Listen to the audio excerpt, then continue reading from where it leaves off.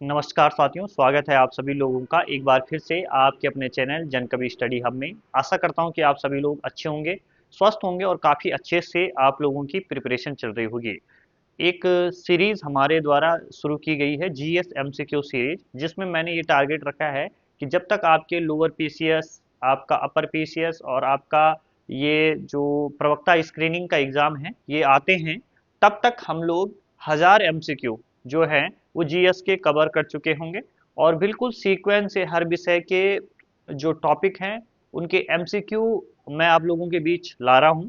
और इसी क्रम में आज जो हम डिस्कस करने वाले हैं 36 से लेकर 40 तक, यानी कि 5 क्वेश्चन हम डिस्कस करते हैं। और आप लोग जानते हैं, जिन्होंने मेरे पिछले वीडियो देखे होंगे, इसके 4 वीडियो अभी तक हो चुके हैं, कि कितना डीप हम वहां पर एनालिसिस कर रहे हैं, चीज़ों को डिस्कशन कर रहे हैं और इन एमसीक्यू के आसपास की जितनी भी चीज़ें हैं उनको कवर करने के प्रयास कर रहे हैं, जिससे जो बच्चे पहली बार पढ़ रहे हैं उनके अच्छे से नोट्स बन जा रहे हैं। ठीक है, वो उनके पास एक कंटेंट तैयार हो रहा है। और जिन जो बच्चे पढ़ चुके हैं पहले से इन सारे टॉपिकों का, वो अपने नोट्स के साथ इन चीज़ों को ऐड करके अपने नॉलेज को बूस्टअप करने का काम कर रहे हैं और उनका एक तरीके से रिवीजन भी हो रहा है।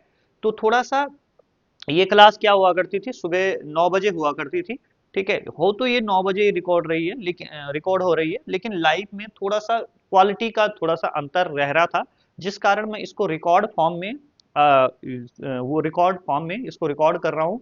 और उसके बाद रात को, ठीक है, रात को मैं 9 बजे इस वीडियो को प्रीमियर पे लगा दूंगा। ठीक है, जिससे आप रात की 9 बजे से लेकर 9:30 बजे 9:45 तक इस क्लास को देख सकते हैं। ठीक है, शाम का टाइम ज़्यादा आपके पास अच्छा रहेगा कि आप लोग इसे देख सकते हैं। तो हम लोग इन प्रश्नों को डिस्कस करना शुरू कर देते हैं। सबसे पहले यहाँ पर देखिए, प्रश्न क्या है भैया आपके पास। प्रश्न है कि केंद्रीय विधानसभा का निम्नलिखित में से कौन सा निर्वाचन भारत शासन अधिनियम 1919 के तहत हुआ था। ठीक है, तो आपसे निर्वाचन के बारे में पूछा जा रहा है, और किसके निर्वाचन के बारे में बात हो रही है, केंद्रीय विधानसभा के निर्वाचन के बारे में बात हो रही है। तो यहाँ पर जो इसका सटीक आंसर हो जाएगा भैया, वो क्या हो जाएगा आपका, एक तो 1926 में हुआ था, ठीक है, और दूसरा आपका 1945 में। तो आप लोगों को ध्यान रखना है, इस तरीके से यहाँ पर ऑप्शन नंबर क्या हो जाएगा आपका, ए और सी सही हो जाएगा।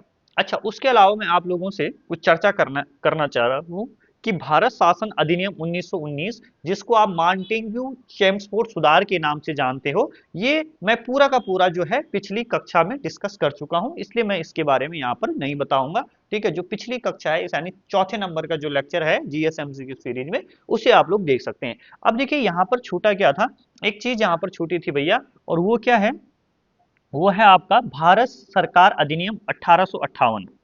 भारत सरकार भारत सरकार अधिनियम 1858। तो इसमें क्या क्या बातें जरूरी हुई थी। ठीक है, तो यहाँ पर आपको सीधा सीधा ध्यान रखना है कि जो आपका जो भारतीय शासन था, जो भारतीय सत्ता थी या शासन था, वो सीधा सीधा अब कंपनी के हाथ से हट चुका था। और ये किसके पास आ गया था, ब्रिटिश क्राउन के पास आ गया था। किसके पास आ गया था, ब्रिटिश क्राउन के पास आ गया था। ये अच्छी चीज आप लोगों को पहली चीज ध्यान रखनी है।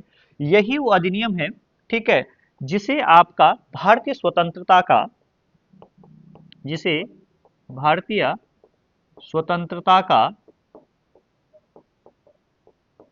मैग्ना कार्टा कहा जाता है। आपसे पूछा जाएगा कि भारतीय स्वतंत्रता का मैग्ना कार्टा किसे कहते हैं, तो भारतीय स्वतंत्रता का मैग्ना कार्टा भारत सरकार अधिनियम 1858 को कहते हैं। उसके अलावा आप लोगों को एक चीज और ध्यान रखनी है कि यहीं पर सबसे पहले भारतीयों के लिए बजट की व्यवस्था की गई, और जिस बजट को 1861 में, ठीक है, जेम्स विल्सन के द्वारा प्रस्तुत किया गया। जेम्स विल्सन द्वारा प्रस्तुत किया गया। ठीक है, और यहां पर आप लोग लिख सकते हो कि भारत में प्रथम बजट प्रस्तुत किया गया। तो आपसे पूछा जाएगा कि भारत में प्रथम बजट किस अधिनियम के तहत आपका पेश किया जाता है, तो ये है आपका कौन सा, भारत सरकार अधिनियम 1858 का। उसके अलावा एक जो महत्वपूर्ण चीज यहां पर रहती है, वो क्या रहती है भैया, कि जो भारत का गवर्नर जनरल था, भारत का गवर्नर जनरल जो था, उसे अब भारत का वाइसराय, भारत का वाइसराय कहा जाने लगा। ठीक है, भारत का वाइसराय कहा जाने लगा। और ऐसा भारत का पहला वाइसराय अगर आपसे पूछा जाए तो वो कौन थे? Lord Canning. ठीक है, लॉर्ड कैनिंग। तो ये कुछ बेसिक जानकारियां थी जो आपको इस प्रश्न से संबंधित ध्यान रखनी है। चलिए नेक्स्ट प्रश्न की तरफ चलते हैं भैया। अगला प्रश्न क्या है, देखेंगे आप लोग। भारत शासन अधिनियम 1919 के अंतर्गत भारतीय विधायिका का अंतिम निर्वाचन किस वर्ष में आयोजित किया गया था? सेम सा क्वेश्चन है जो पीछे बात की गई थी। ठीक है, तो भारत शासन अधिनियम 1919 के तहत अंतर्गत भारतीय विधायिका का अंतिम निर्वाचन किस वर्ष में आयोजित किया गया था? तो ये किया गया था आपका 1945 में। ठीक है, कब किया गया था? 1945 में। अच्छा, यहां पर अब ध्यान देने योग्य बात है कि हम लोगों ने जो है 1919 का अधिनियम के बारे में पहले ही डिटेल में हम चर्चा यहाँ पर कर चुके हैं। ठीक है, ये हम लोगों ने देखा था, इसके बारे में भी हम लोग यहाँ पर नहीं देखेंगे। हम यहाँ पर सीधा सीधा इसके बाद 1858 का हो गया। ठीक है, उससे ज्यादा पहले एक चीज आप लोग नोट करके लिखोगे। ठीक है, जो आपके एग्जाम के लिए बहुत महत्वपूर्ण है। ठीक है, नोट लिखना है आप लोगों ने कि भारतीय भारतीय परिषद परिषद अधिनियम 1892 के तहत 1892 के तहत विधान परिषद को, ठीक है, यानी क्या कहेंगे आप लोग, ज्यादा अच्छा ये होगा, भारतीय विधान परिषद को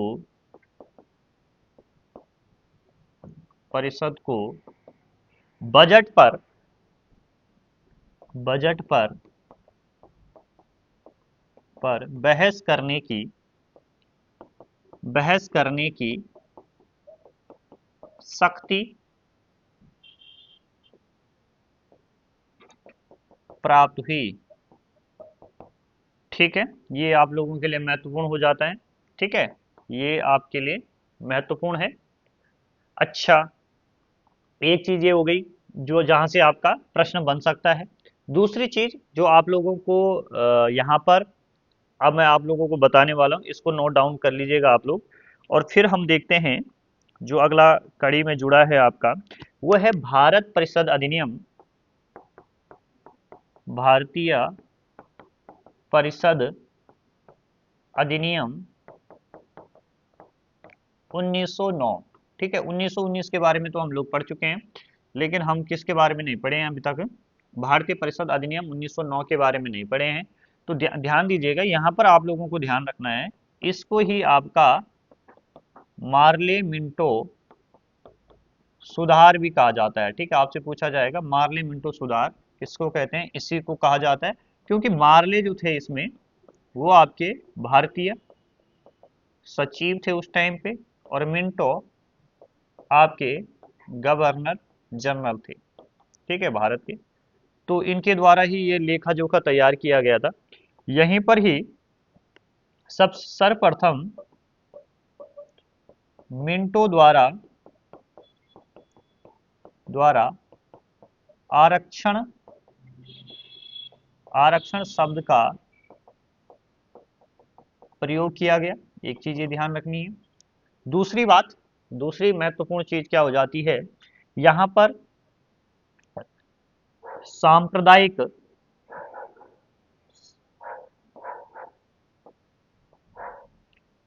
यहां पर सांप्रदायिक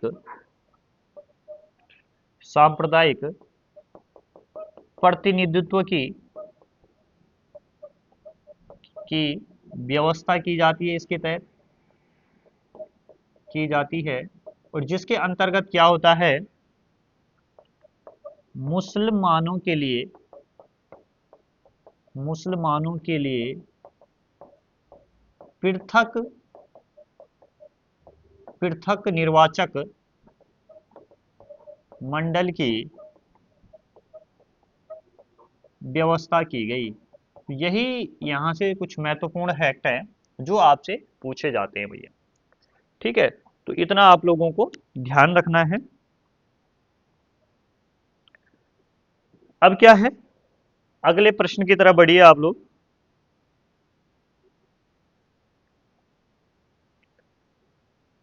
38वां क्वेश्चन है, और ये प्रश्न भी आपका एग्जाम की दृष्टि से काफी महत्वपूर्ण रहता है। बहुत बार यहाँ से प्रश्न आपसे पूछे जाते हैं। तो प्रश्न क्या है, देखिएगा जरा। राष्ट्रपति को राष्ट्रपति को या राष्ट्रपति की अध्यादेश निर्गत करने की शक्ति प्रेरित है। ठीक है, ये प्रश्न आपसे पूछा जाएगा। तो देखिए, अध्यादेश शब्द का पहली बार प्रयोग 1861 के अधिनियम के तहत देखने को मिलता है, लेकिन जो हमारे अभी वर्तमान में राष्ट्रपति की अध्यादेश निर्गत करने की जो शक्ति प्रेरित है, वो कहाँ से है? वो है आपका भारत सरकार अधिनियम 1935 से। कहाँ से है आपका? भारत सरकार अधिनियम 1935 का। ठीक है, अब देखिए यहाँ पर हम चीज जो देखने वाले हैं वो किसके बारे में देखने वाले हैं?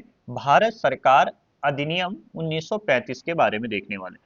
एक एक चीज आप लोग बिल्कुल डिटेल से देखिएगा, यहाँ पर लिखते रहेगा। इसमें आपके टोटल 321 अनुच्छेद थे। ठीक है, इसमें आपको 10 अनुसूचियां देखने को मिलेगी। अगर अनुसूचियों की बात करें, जो ये खाका था, इसमें 10 अनुसूचियां आप लोगों को देखने को मिलेगी। ठीक है, और वर्तमान में 70% भारतीय संविधान 70% भारतीय संविधान संविधान इसी अधिनियम से लिया गया है। ये भी आपके लिए महत्वपूर्ण है। ठीक है, इसी के द्वारा जो महत्वपूर्ण बात है, ब्रमा जिसको आज का म्यांमार कहते हैं, ब्रमा को भारत से अलग किया गया। भारत का हिस्सा हुआ करता था। और कब किया? इस अधिनियम के द्वारा किया गया, लेकिन किया कब गया था? 1937 में। उसके अलावा क्या महत्वपूर्ण बात है, इसके द्वारा संघात्मक सरकार की स्थापना इसी अधिनियम के तहत होती है। ठीक है, इसी अधिनियम के तहत केंद्र में द्वैध शासन शुरू होता है। केंद्र में द्वैध शासन शुरू होता है। ठीक है, उसके अलावा इसके द्वारा द्विसदनीय केंद्रीय विधानमंडल उसके अलावा द्विसदनीय केंद्रीय विधानमंडल की व्यवस्था की जाती है। इसके द्वारा केंद्र व प्रांतों में शक्तियों का विभाजन किया जाता है।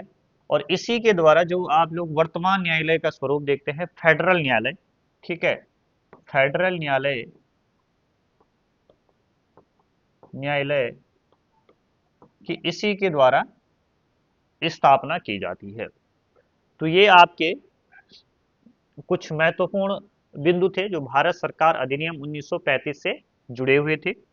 चलिए नेक्स्ट प्रश्न की तरफ चलते हैं। ये आप लोगों ने देख लिया होगा, आप लोग इसका स्क्रीनशॉट भी ले सकते हैं, और ये आपके जो एग्जाम के लिए काफी महत्वपूर्ण चीजें हैं भैया। ठीक है, अगला प्रश्न क्या है कि निम्नलिखित में से किस अधिनियम द्वारा संवैधानिक निरंकुशता का सिद्धांत प्रवृत्त किया गया? तो इसका आंसर भी यही होगा भैया। ठीक है, 1935 का भारत सरकार अधिनियम। ठीक, अच्छा, मैं आप लोगों को कुछ ऐसी चीजें अब यहाँ पर लिखाने वाला हूँ। ठीक है, तो उन चीजों को लिखिएगा जरा। जैसे कुछ जो बीच में घटित हुई थी, जैसे साइमन कमीशन साइमन कमीशन तो साइमन कमीशन से अगर आपसे प्रश्न बनेगा कि इसका गठन कब हुआ था, तो गठन हुआ था 8 नवंबर 19 27 को हुआ था इसका गठन। इसके हेड जो थे, अध्यक्ष जो थे, 7 सदस्य थे और जिनमें हेड आपका था जॉर्ज साइमन। एक ही चीज हो सकती है, ठीक है, आप लोगों के लिए इंपॉर्टेंट। और किसके तहत इसका क्यों आया था ये आपका, ठीक है, इसका जो गठन किया गया था, जो आपका भारत शासन अधिनियम था उसकी समीक्षा के लिए इसका गठन किया गया था। और भारत शासन अधिनियम 1919 की धारा 84, धारा 84 के अनुसार इसका गठन किया गया है, ठीक है। क्यों किया गया था? क्योंकि ये भारत शासन अधिनियम 1919 के क्या कर सके, जांच कर सके। उसके अलावा एक नारा आप लोगों के सामने बहुत इंपॉर्टेंट है, ठीक है। वो नारा क्या था, बहुत कभी बन सकता है इन फ्यूचर क्वेश्चन, बहुत इंपॉर्टेंट जानकारी है। साइमन वापस जाओ, क्या है, साइमन वापस जाओ, ठीक है, यानी कि साइमन गो बैक, ठीक है, कह सकते हैं अंग्रेजी में साइमन गो बैक का नारा किसने दिया था, ठीक है, ये प्रश्न कभी बन सकता है। तो ये दिया है डॉक्टर यूसुफ महल अली ने, ठीक है, ये नारा दिया है, ठीक। इसके अलावा आपसे पूछा जाएगा कि नेहरू रिपोर्ट कब प्रस्तुत की गई, मोतीलाल नेहरू द्वारा, नेहरू रिपोर्ट से क्वेश्चन बन सकता है। तो नेहरू रिपोर्ट से अगर क्वेश्चन बनता है तो नेहरू रिपोर्ट जो है वो 10 अगस्त 1928 को दी गई थी, ठीक है। अच्छा, उसके अलावा अगस्त प्रस्ताव, अगस्त प्रस्ताव कब कब की घटना है, अगस्त प्रस्ताव ये पूछा जा सकता है। तो अगस्त प्रस्ताव है 1940 की में आया आता है आपका अगस्त प्रस्ताव, ठीक है। और उस अगर आपसे पूछा जाए कि जब अगस्त प्रस्ताव आता है, पूछा जाता है क्वेश्चन, तो उस टाइम पे वाइस राय कौन थे, ठीक है, वाइस राय का पूछा जाता है, तो लॉर्ड लिनिथगो, ठीक है, ये थे। अच्छा, इसी के विरोध में आपका व्यक्तिगत सत्याग्रह भी होता है आपका, व्यक्तिगत सत्याग्रह, ठीक है। तो कोई पूछेगा कि व्यक्तिगत सत्याग्रह कब होता है आपका शुरू, तो 17 अक्टूबर 1940 को। और ये होता है पवानार आश्रम, पवानार आश्रम महाराष्ट्र से, पवानार आश्रम महाराष्ट्र से ये शुरू होता है आपका, ठीक, ये चीज ध्यान रखना है। अच्छा, आपसे कई बार क्या पूछा जाता है, फर्स्ट सत्याग्रही कौन था, सेकंड सत्याग्रही कौन था और थर्ड सत्याग्रही कौन था, इनके नाम पूछे जाते हैं, ठीक है। तो यहां पर लिख लीजिएगा, फर्स्ट सत्याग्रही जो थे, फर्स्ट सत्याग्रही, फिर लिखोगे सेकंड सत्याग्रही और फिर लिखोगे थर्ड सत्याग्रही। तो ये कौन कौन थे? पहले सत्याग्रही जो थे वो ये आपके विनोबा भावे, विनोबा भावे, ठीक है। प्रेरणा किससे ली थी? महात्मा गांधी से, ठीक है, लेकिन हुए कौन? विनोबा भावे। सेकंड हुए JL नेहरू, जवाहरलाल नेहरू। और तीसरे का नाम आपको ध्यान रखना है ब्रह्मदत्त, ठीक, ये चीज ध्यान रखना है ब्रह्मदत्त। इतना हो गया भैया, ठीक है।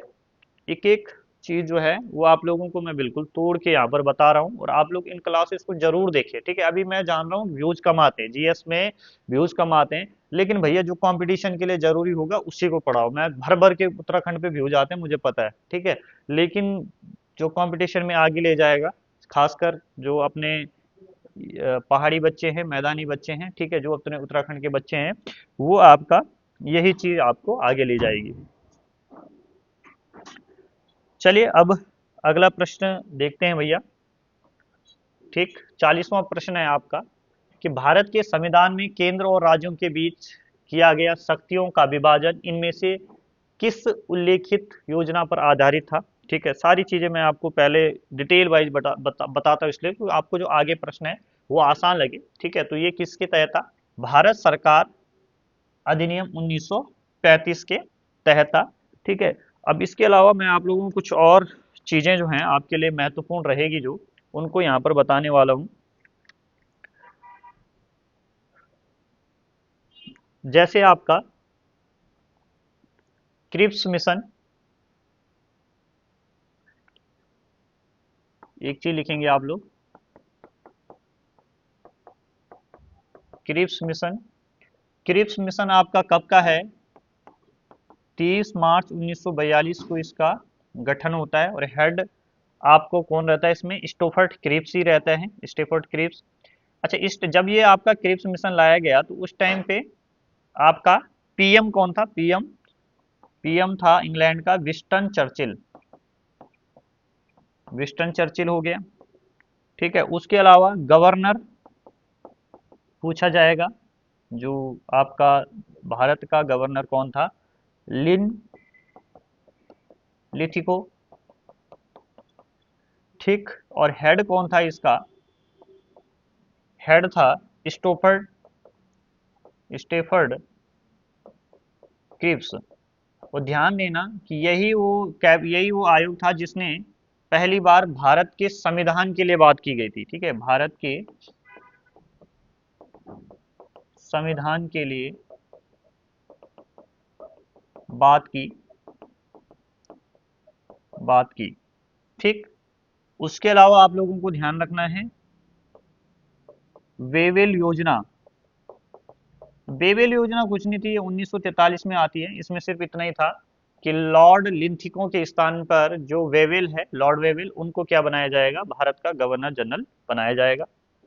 ठीक है, उसके अलावा आपसे पूछा जाएगा कि सम्मेलन शिमला सम्मेलन कब होता है आपका? 1945 में होता है। और शिमला सम्मेलन में जो कांग्रेस का नेतृत्व है, ये पूछा जा सकता है, कांग्रेस का नेतृत्व किसने किया था? तो ये किया था मौलाना अबुल कलाम आजाद ने। मौलाना अबुल कलाम आजाद ने ये नेतृत्व किया था। उसके अलावा अच्छा, एक चीज और है जो रह जाती है अब, वो है थोड़ा सा कैबिनेट मिशन के बारे में। कैबिनेट मिशन, तो कैबिनेट मिशन जो है आपका, ये कब आता है, कब इसका गठन होता है? 24 मार्च 1946 को इसका गठन होता है। इस टाइम पे जो पीएम रहते हैं वो कौन है आपके? क्लाइमेट एटली, ये पीएम रहते हैं। इसके जो सदस्य हैं, हेड की बात करें तो पैथिंग लॉरेंस, आपसे पूछा जाएगा, पैथिंग लॉरेंस इसके हेड रहते हैं। इसके अलावा स्टोपर्ट स्टेफर्ड क्रिप्स, इसके भी ये सदस्य रहते हैं। पहले कैबिनेट में उसमें क्रिप्स मिशन में हेड थे। और एक है आपके ए बी अलेक्जेंडर। ठीक है, तो इतनी बातें आप लोगों को ध्यान रखनी है भैया यहाँ पर। ठीक है, ये सारी चीजें हैं, ये इसके बारे में ध्यान रखनी है। क्लियर हो गया? अच्छा, ये हम लोगों ने आज डिस्कस करने थे। कल जो हम लोग क्वेश्चन डिस्कस करेंगे, वो आगे हम लोग करेंगे किसके बारे में? आपका जो वैदिक सभ्यता है। ठीक है, उसके मेरे द्वारा अच्छे अच्छे प्रश्न यहाँ पर डाले गए हैं। ठीक है, तो कल के लेक्चर में हम इन्हें डिस्कस करेंगे। अच्छा, एक चीज और लिख ले रहा आप लोग कि माउंट बेटन योजना। ठीक है, तो माउंट बेटन योजना भारत और पाकिस्तान को अलग पृथकीकरण से संबंधित थी, और कब की थी? 3 जून 1947 की थी। ठीक है, 3 जून 1947, बस इतना आप लोगों को ध्यान रखना है। आज के लेक्चर में इतना ही था। ठीक है, तो मिलते हैं आप सभी लोगों से कल के सेशन में। धन्यवाद।